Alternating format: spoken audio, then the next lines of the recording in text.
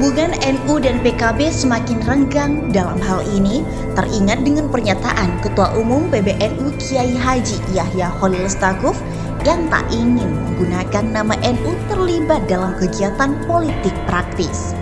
Alhasil, pengurus PKB seolah merasa gelisah apabila nama NU dipisahkan dengan PKB. Karena selama ini publik memahami bahwa PKB bagian dari NU.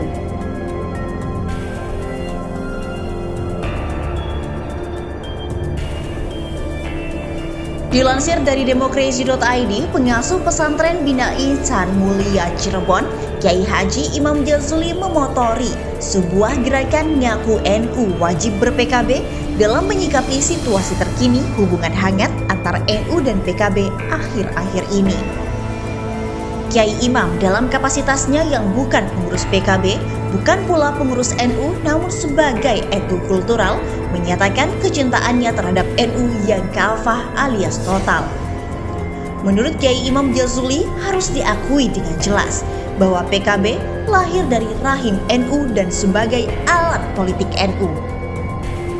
Jadi kalau mengaku cinta NU ya otomatis wajib cinta PKB. Ngaku NU tapi tidak ber-PKB ya dipertanyakan ke-NU-annya.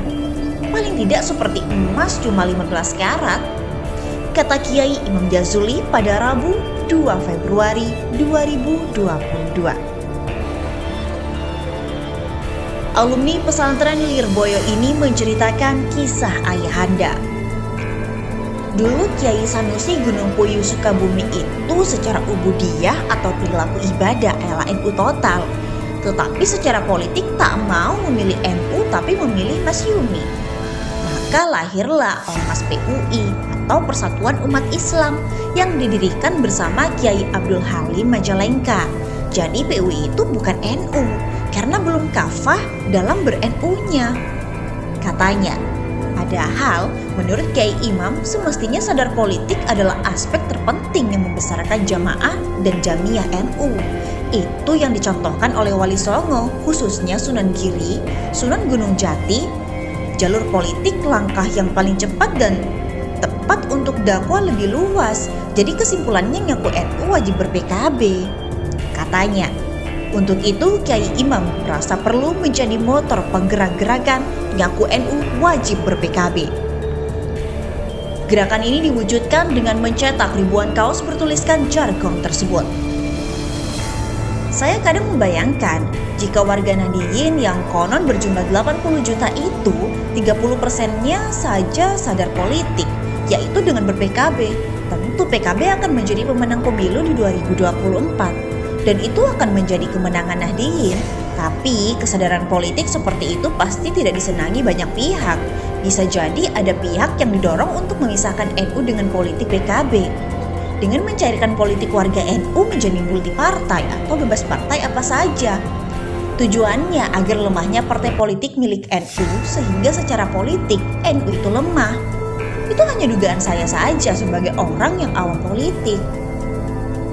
Kata Kiai Imam Jazuli, Kiai Imam juga berpendapat pentingnya rasa untuk menyadarkan Nahdiyin bahwa realitasnya hanya PKB alat politik NU saat ini.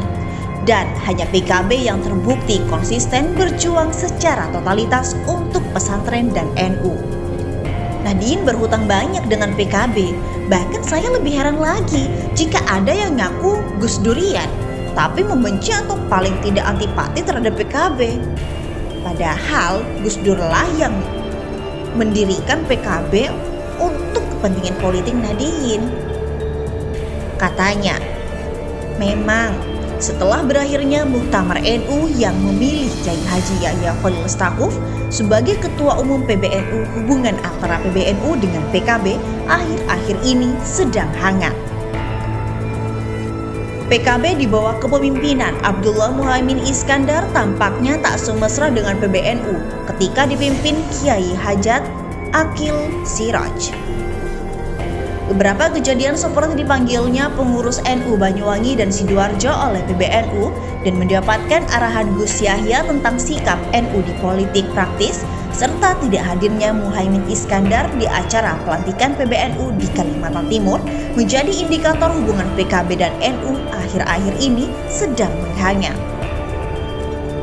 Beberapa pengamat berpendapat menghangatnya situasi antara lembaga ormas dan partai ini disinyalir karena kurang diakomodirnya beberapa kader PKB dalam susunan kepengurusan PBNU yang dipimpin oleh Gus Yahya.